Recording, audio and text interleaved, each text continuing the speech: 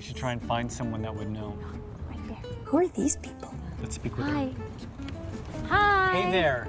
So sorry, you? we're actually visiting from Canada and we're Yeah. a bit lost.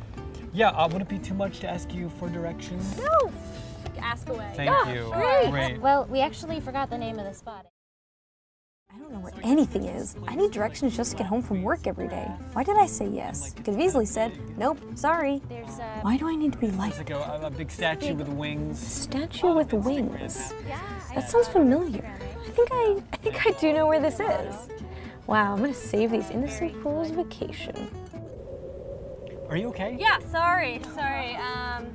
Yeah, I totally know where that is. Actually. Oh, yeah, great. So you're Great. gonna go 10 blocks straight. Okay. You're gonna go 4 blocks left, and then 3 blocks right, and it's gonna be right there. Oh, wonderful. Okay, Yeah. so that's straightforward. Okay, great. Yeah, have fun in America. Thank you. Crazy Canadians. Thank you. Wait, that statue doesn't have wings. Oh no, I gave them the wrong directions. They're gonna be so lost, wandering for days. Maybe I can fix this.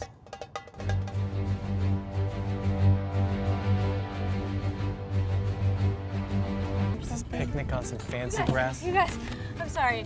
I don't know where that thing is. I lied. We appreciate your honesty. Hey, do you want to be our best friend? Yes, I do. I'm sure they'll be fine.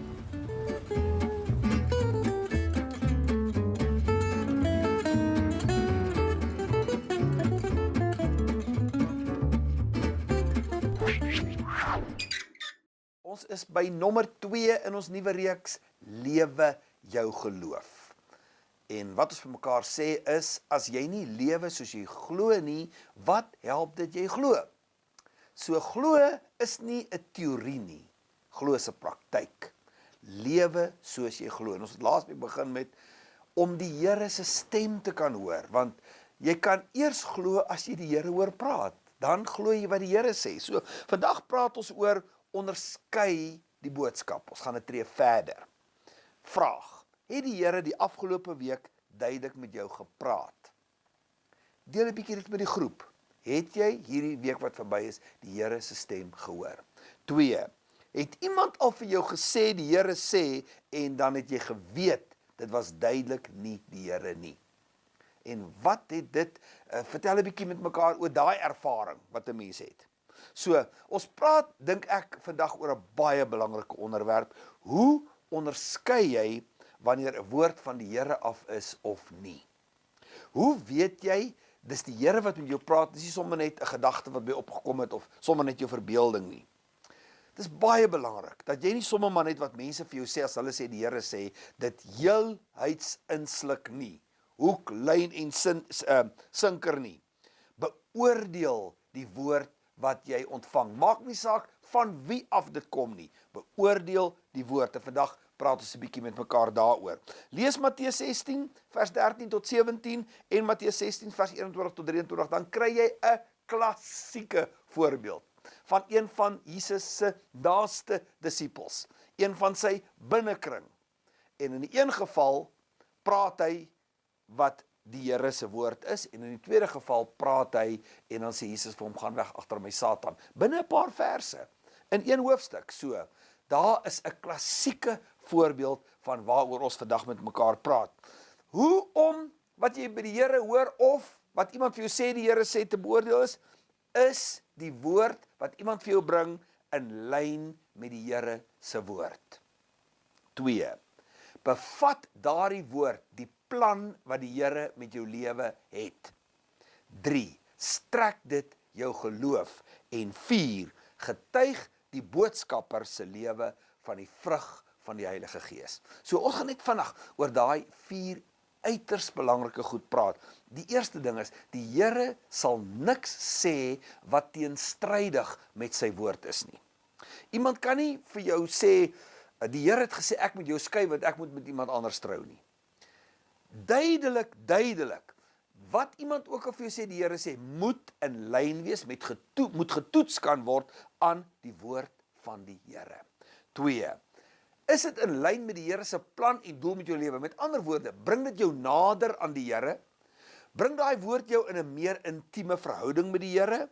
Rus daai woord jou toe om dit te doen vir die Here wat jy vir hom moet doen. Kyk weer na die Bybelse voorbeeld.